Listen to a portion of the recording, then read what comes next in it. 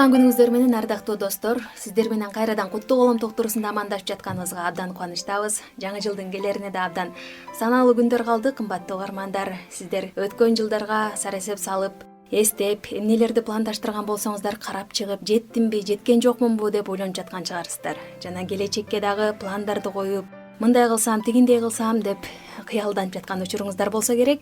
Бүгүн ошол үй бүлөлөргө карата жакшы кеңештери менен бизге Рустам мырза менен Асил айым келип олтурат. Үй бүлөлүк коуч-консультанттар Рустам мырза жана Асил айым, кош келиңиздер. Саламатсыңарбы? Саламатсыңар. Биз бүгүн жаңы жылга жаңылан деген теманын үстүндө ой жүгүрткөнү турабыз, ардактуу достор. Бир нерсени угуп калсаңыздар керек, буга чейин деле бир адам жаш кезинде дүйнөнү өзгөрткүсү келчү экен. Анан кийин дүйнө өзгөрбөстүгүн сезип, жок мен өлкөмдү өзгөртөйүн дейт. Анан кийин өлкөсүн өзгөртө албастыгын дагы билип туруп, жок анда шаар деле өзгөртөйүнчү дейт. Анан шаарын да өзгөртө албайт экен. Анан кийин үй бүлөмдү өзгөртөйүн десе, үй бүлөсүнөн да эч ким өзгөрбөйт. Анан акырында ал түшүнгөн экен да, бул жакты айлана чөйрөнү өзгөртүү үчүн адам өзүнөн башташ керек экен. Сиздердин жашооңуздарда өзгөрүү, жаңылануу качан башталган?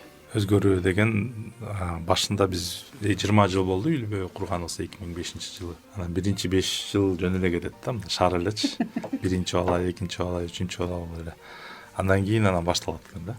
Көп учурда тереңирээк ойлонуп, мен туура эле жашап атамбы, мен үй бүлөлүк күйөө катары кандай туура, аялым эмнеге туура эмес кылат, же бул наоборот, сен эмнеге туура эмес кыласың депчи.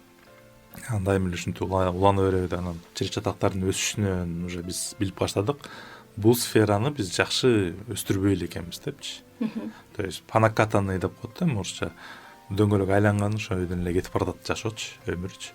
Эгер биз ошол бойдон эле калтырып койсок, ал дөңгөлөк ажырашууга алып кеткен дөңгөлөк экен да. Көп учурда бул регрессия деп коет. Регрессия деген сөз прогресске карама каршы. Адамдардын баардыгы регресске мындай дуушар да.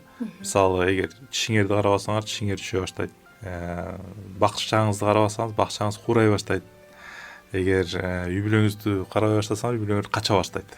Кыргыз макалында бар го, карабасаң катын качат, мал өлөт деген, ошондой сыяктуу болуп калат экен да. Регрессти сезгенден кийин Асил экөөбүз кел ушул сферада өсөлү, окуйлу, билим алалы деген суроолор болду да. Акыркы жылда ошо аябай ушул сферада аябай иштей баштадык. Эң биринчи себеп бул өзүбүздүн мамилебиз болду да. Мен бул темага кандай келдим? Именно өзүмдүн үстүмөн иштеш керек дегенде, эң биринчи менин мотиваторум дейинби, менин жолдошум бир күнү сүйлөшүп отурсак эле ал айтты да, сен аябай өзгөрдүң дейт да. Анан эмне болуп өзгөрдүм десем, сен албай калдың дейт да. Мындай караганда ошо акыркы 3 жылдан бери биз ошо үй бүлөлөргө жардам беребиз дегенде, ошо коучингке келгенде мен көбүнчөсү ошол мен эмнени каалайм дегенде, анан жанагы 100 кыял жазып, анан ошондон максат коюп деген баягы көп техникаларды үйрөнүп баштадык да. Ошондон баягы ичимдеги кичинекей чагыман келаткан көп нерселерди вот азыр ошо тренингке даярданып атканда дагы көрдүм да, что көп нерсени мен ыжык кылыптырмын да. Ошол списоктон өзүм кыялымдагы мечтать эткен, кыялданган нерселердин көбүн ыжык кылыптырмын да. Анан ошол аркылуу ичиңде ошол бактылуулук сезим келет экен да. Анан ошол ички баягы стержень деп коет го, мындай бизди кармап турган, биздин баягы негиз болгон ички сезим, ошол аябай маанилүү экен да. Анан бул долбоорду көтөрүп атканда, вот интенсив марафон дегенде баягы кыска мөөнөттө бир нерсеге жеткенге мүмкүнчүлүк болсо, эмнеге анда баары кылса болбойт деген ой келди дагы. Анан эгерде мен мисалы 40 жашымда айылдан шаарга көчүп келип, жаңы профессия үйрөнүп, азыр вот 43-кө келдимби, 5 баланын энеси деп мен ошол нерсени кыла алсам, значит, ар бир ошо шаарда болбой, айылда болбой, ар бир адам кыла алса болот экен деген келди да. Ошон үчүн ошо жаңы жылда жаңылан деген теманы көтөрүп атам да. Эң сонун экен, чындап эле жаңы жылда жаңыланып, жаңы ой максат менен келсек жана ошону чындап эле жашоодо ишке ашыра билсек, бул абдан сонун эмеспи? Анан сиз коучинг деп айтып калдыңыз, угармандарга түшүнүктүү болуш үчүн ошол коучинг деген нерсени бир аз түшүндүрүп берип кетсеңиз. Бул Голливудтан башталган. Көчөсү олимпиада спортсмендери тренерлерди өзүнө жумушка алышкан да. То есть мен мисалы олимпиадага катышып атсам, тренерди акча төлөйм. Ал мени күнүгө эртең менен кечке чейин тамак ичем, завтрак кылам, обед кылам, дайыма жанында баарын текшерип турат да. Коуч деген сөз, тренер деген сөз, орусча айткан, кыргызча деле машыктыруучу болуп калат да.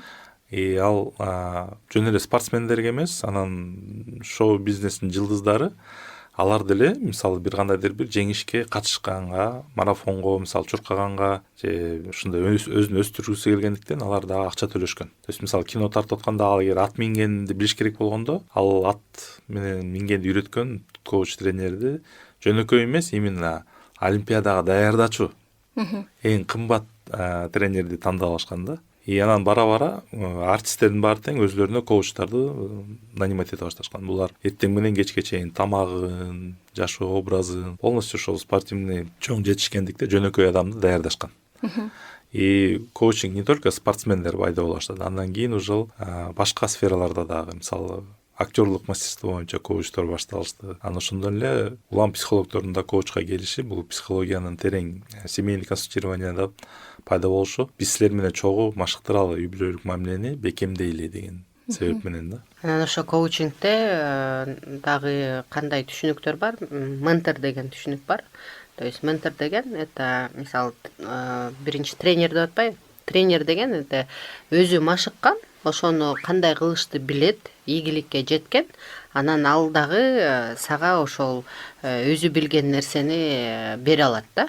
Бул аркылуу ал как тренер катары. Андан сырткары ментор деген бар. Ал не только ошол жакта сени тарбиялай алат, а еще сага кеңеш бере алат да. Анан подотчетность деп коет, ошол сен ага мындай жоопкерчиликти тең бөлүшөсүң да. Эмнеге жеткиң келсе, ошол суроолордо сен дайыма кайрылып турасың. Коуч болгондо бул в общем бул жашоого сенин көз карашың десек болот да. Коуч деген ал эмне кылат? Ал ар бир адамга, мисалы психологко келгенде ал аң сезим менен иштейт.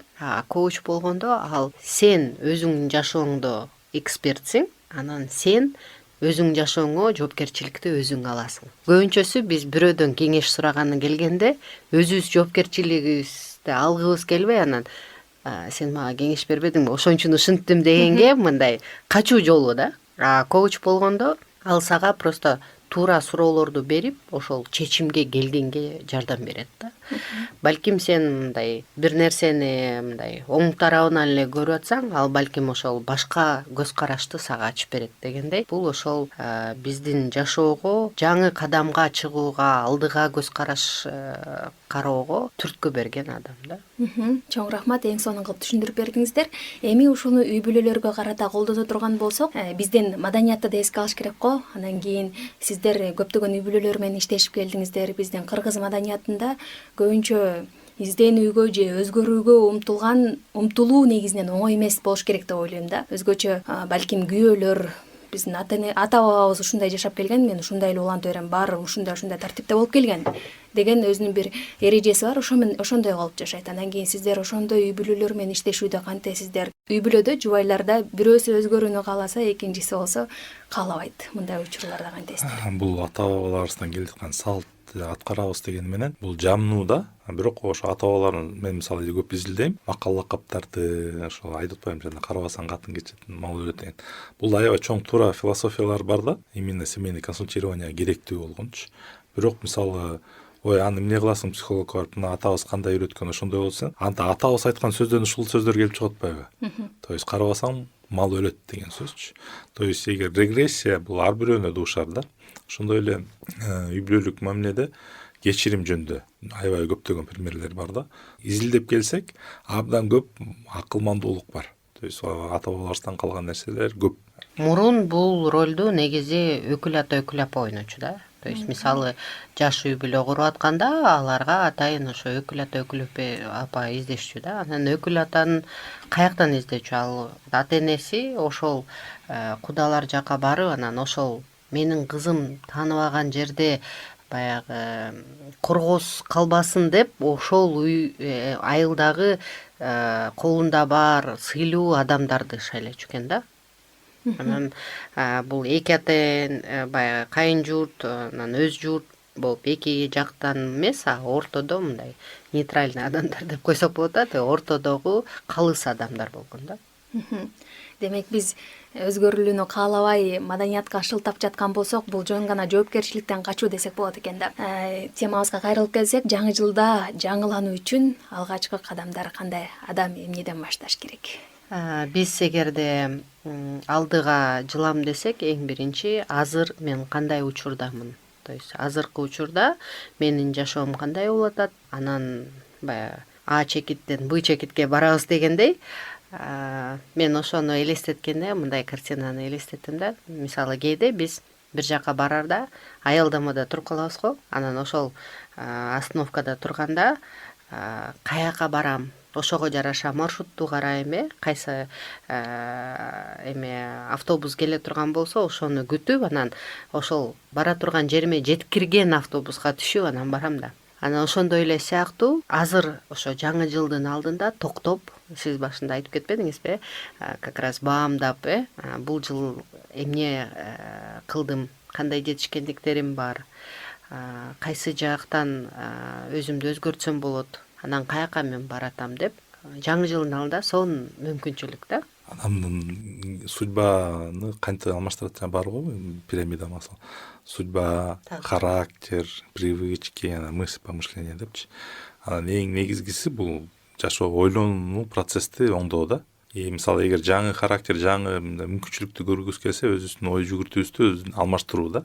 Эгер биз эски ой жүгүртүүдө жүрсөк, дагы эле кечирбей, дагы эле жаман көрүп, дагы эле ачууланып, биз өзүбүздү мындай буу алган болсок жашообуздучу, жаңы жыл келгенден кийин деле биз ошол эски жылдагы эски таарынычтарды кошо ала барабыз да. Бул биздин наоборот эски жашоо болуп калат да. Эч кандай өзгөрүү жок жашоомдо. Жыл канча жыл өттү депчи. Эгер биз чынында жаңы нерсени кааласак, анда жаңы мүнөз, жаңы привычка издешибиз керек да. Жаңы көнүмүш адаттарды, жаңы ой жүгүртүүлөрдү. Анан кандай ой жүгүртүү? Бизде ой жүгүртүү деген мировоззренияга байланыштуу. Мисалы есть мировоззрение материализм жөнүндөчү, же бир гуманизм, же дагы материализм көз караштары адамдарды азыр башкарып жатат да. Мисалы мага айфон купи, анан тиги бу депчи. Бул материализм аябай басып турган кез да. Адамдар ушул руханий нерсени артка жылдырып, материалисттик көз карашты алдыга коюп атат да. Бирок ал бакыт эмес. Анткени эгер ошондой көз караштар болгондо туура эмес ой жүгүртүү болот да, мага акча эле керек болуп калат да, адам кереги жок болуп калат, үй бүлө кереги жок болуп калат, акча эле керек болсочу.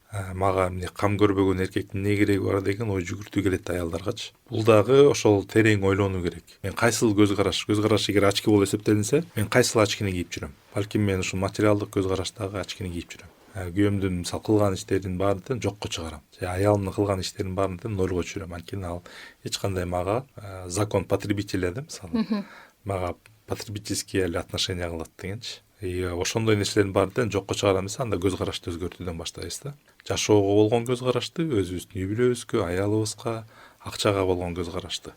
Эгер ошолордун баарын приоритет менен туура коюп чыксак, биз жаңы жылга жакшы приоритеттер менен, жакшы ой жүгүртүүлөр менен, анан бул жакшы мындай призма болот да, ачкиден караганда жаңы жылга жаңы ойлорду, жаңы максаттарды коюп, ошого жеткенге. Фундаментти үйдү салаарда биринчи фундаментти коюп алабыз да, андан кийин аны шашпай салабыз дегендей эле. Көз караштарды оңдоп алса, андан жаңы жыл жаңы болот да. Көз караштарды оңдоо деп айта кеттиңиз. Сиздер дагы үй бүлөдө ар кандай учурлар болуп келип, анан кийин ошол көз карашты оңдоо учуру да башыңыздардан өткөн да, ошол учурду бөлүшүп айта кетсеңиздер. Биз негизи ошо эң башында экөөбүздүн ортобузда көйгөйлөр пайда болгон. Анан көбүнчөсү баягы күнүмдүк жашоодо алдыга жылам десең, баягы ошол проблемаларды карабай алдыга жыласың да. Анан көйгөйлөрдү баягы жаап койгондо, мисалы сысток чыкса, аны пластыр чаптап коюп эле анан кете берсең, ал жүрө берет, бирок лукулдап ооруйт да. экөөбүз ошо үй бүлөлөргө жардам берели дегенден баштап баягы экөөбүздүн ортобуздагы ошол конфликттер, чечилбеген ар кандай көз караштардын кагылышуусу деген сыяктуу баягы ириң ырбады да. Анткени биз күнүмдүк жашоодо ошо ириң менен эле жашай беребиз да. Баягы анткени алдыга жылыш керек, баягы балдарды өстүрүш керек, күнүмдүк көйгөйлөрдү чечиш керек дегендей. Анан көрсө ошол ириңди алып салыш керек экен да. Мисалы бир проблема болду, мисалы финансы жактан, азыр почти ар бир үй бүлөдө финансы жактан проблемалар бар, ошол эле аял эркектин ортосундагы ролдор, мисалы азыркы көп үй бүлөлөрдө көрүп атабыз, эркек сыртта акча таап келиши керек, аял үйдө. Анан мен өзүмдүн милдетимди аткардым, эми бул сенин милдетиң да деген сыяктуу. Анан ошондой көйгөйлөр чогула берет, анан эмне кылат? Ириң ырбап атат, бирок чечилбей эле да. Кээ бир жерлерде ошо биз экөөбүз алыбыз жетип чече алган жерди биз чече алабыз, бирок кээ бир жерде бизге ошо сырттан жардам керек, кеңеш керек. Бирөө биз балким экөөбүз чогуу иштеше албасак, ар бирөөбүз өзүнчө дагы өзүбүз менен иштеп көрүшүбүз керек деген сыяктуу. Анан ошол проблемалар чечсе болот экен дегенди башыбыздан өткөргөндөн кийин анан биздей ошол көйгөйлөрдөн чыга албай жүргөн үй бүлөлөр көп болуш керек. Ажырашуу мындай чечим эмес деп, анткени көбү ошо проблемадан качып ажырашышат да. Ошол проблеманы чечким келбейт депчи. Бирок ажырашкандан кийин андан көп проблемалар да. Ошол көйгөйлөрдү анан жалгыз чечип каласың да. Баягы тирүү ата эне, бирок жетим балдар болуп калат, Анан жалгыз бой эне, жалгыз бой ата, анан ошол балдарды өстүрүп чоңойтуш керек дегендей көйгөйлөр андан да көбөйөт да. Мен эме деген мисал келтирем да, мисалы биз күндө идиш колдонобуз да.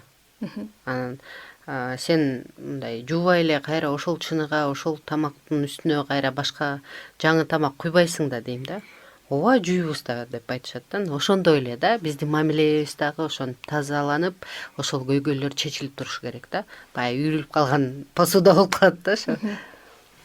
Ооба, көз караштар жөнүндө да жакшы түшүндүрө кеттиңиздер. Негизинен ошол бир китептен окуп калдым эле. Carol Dweck'тинчи адамдын ою экиге, көз карашы эки түрдүү болот. Бирөө өсүүгө умтулган көз караш, бирөө болсо ордунда гана тура берген, мындай баары кандай болсо ошондой, адам ушундай болуп төрөлгөн, ушундай болуп өлөт дегендейчи. Анан ошондой эгерде ошондой бир туруктуу, туура эмес көз карашта туруп алсак, аны өсө тургандай кылып багытташ үчүн кантип көз карашыбызды, өзүбүздүн көз карашыбызды кантип өзгөртүп баштайбыз? Эң биринчи ойду өзгөртүш керек. Ойлордун баары тең. Биз кечинде жатканда башталат да, ойлонуп, тыныч, караңгыда. Бул жатканда адам мындай туруп турганда башка ойлор келет да. Мындай азыр муну кыла алайын, тигиндей кыла алайын. Бирок адам жатып турганда башка ойлор келет, тереңирээк. Ошондуктан аял экөө тоого чыгып жатыш керек да. Мындай жатып алып анан чогуу мировоззренияны түзүш керек да. Жатып турганда урушканга ойлор келбейт. Мындай келечек жөнүндө өзүңөр үйлүү болсоңор, элестетип көрсөңөр, аялыңар менен жатып алып сүйлөшкөндө башка ойлор келет. Азыр барып идиш жууш керек, тигүү деген ойлор келбейт, анткени уже түн эч бир тоскоол кылган адам жок да.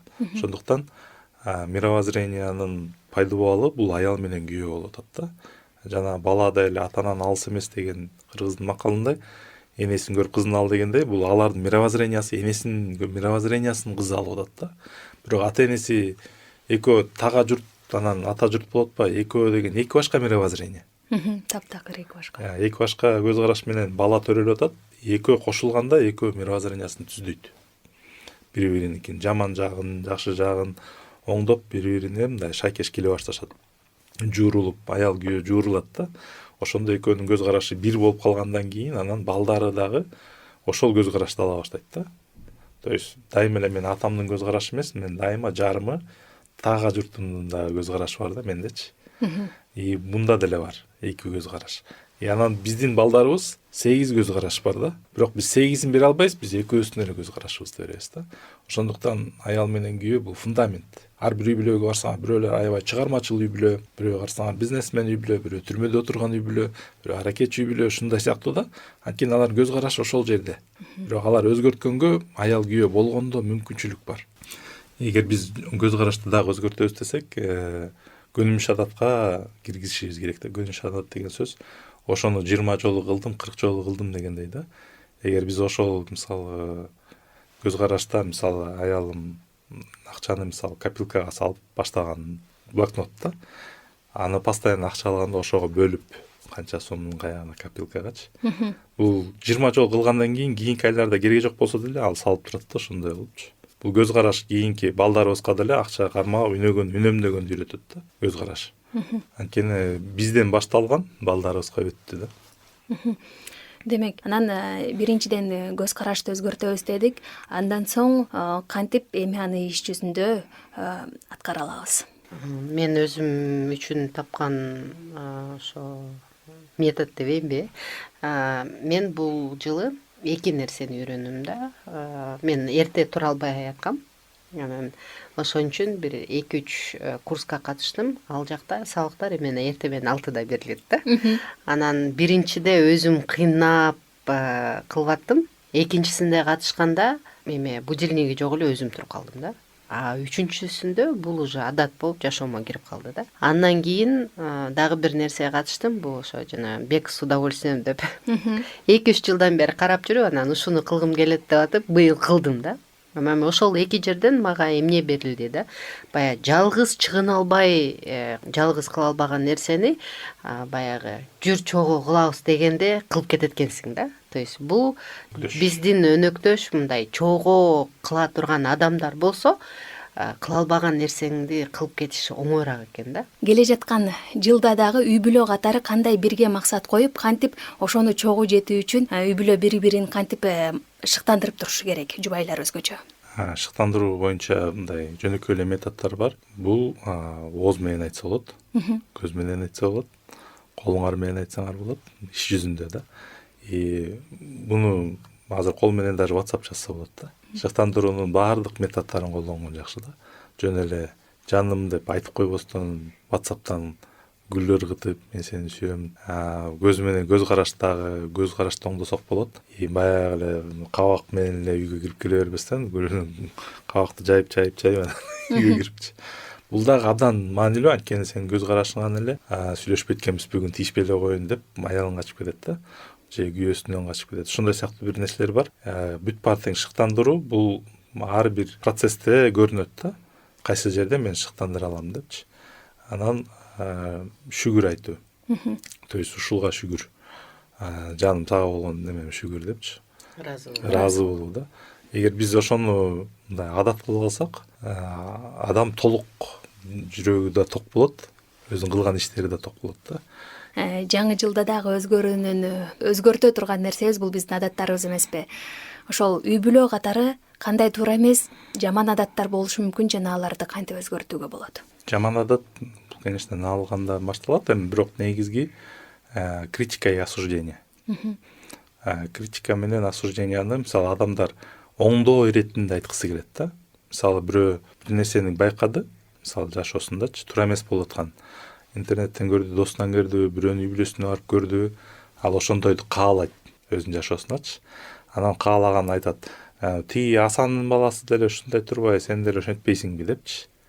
Критикалап айтат, критикалап осуждайт этет. Анан ал жубайы болсо тескери кабыл алат да. Мен эмне жакпаймынбы, мен андай эмесминби депчи. Чыр-чатак башталды да. Эгер критика осуждение катары айтсак, бул үй бүлөнү бузган адат да, туура эмес адат. То есть эгер биз осуждать этип атсак, анда биз туз салгандайчы жарагачы. Бирок ошондуктан биз осуждение айтаардан мурун жок дегенде 2 шыктандыруу айтып, анан бул жерден мен сенин өзгөрүшүң үчүн мен эмне кылып жардам бере алам дешибиз керек да. То есть ушул сферада мисалы акча кармоо жагынанбы же бир жумуштун бир жакпаган жагы силерге жакпай атат да, осуждать эткиңер келип атат, критика айткыңар келип атат, сотто кошуналардан пример айткыңар келип атат, бирок силер аны жамандагыңар келген жок, аны деген өйдө өссүн деп атасыңар да. Эгер ниет чындап эле өсүүнү каалап атса, Анда мен ушул сферада сага кандай жардам бере алам деш керек да. Ушул именно ушул акча боюнча же машина боюнча же көйнөк боюнча мен канча жардам бере алам. Ошондо анан адам ойлонуп, бул критика катары кабыл албайт да. Негизи бизде көбүнчөсү башка адамдын кемчилигин жакшы көрөбүз. Анан моуну мондай кылып койбойт белеңер, анан тигиндей кылып койбойт белеңер деп мындай кеңеш бергенди жакшы көрөбүз да.